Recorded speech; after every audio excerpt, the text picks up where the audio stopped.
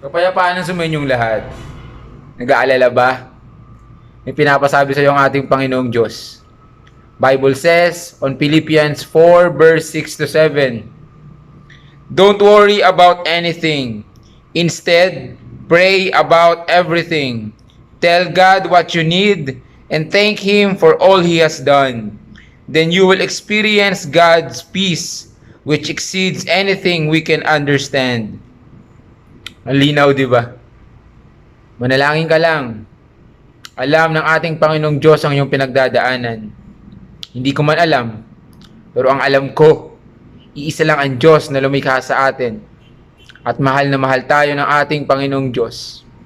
At kaya niya ibigay ang lahat ng kasagutan at ang kapayapaan na hindi kayang ibigay ng kahit sino o kahit ng anuman na material dito sa mundong to. Manalangin ka lang lagi at magpasalamat sa lahat ng biyaya na kanyang binigay. Tandaan mo, sa pagising pa lang natin, ay biyaya na ng buhay ang binigay sa atin ng ating Panginoong Diyos. Mahal na mahal ka niya.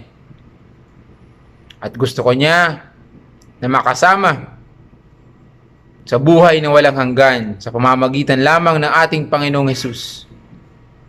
Manalangin ka lagi. Shalom.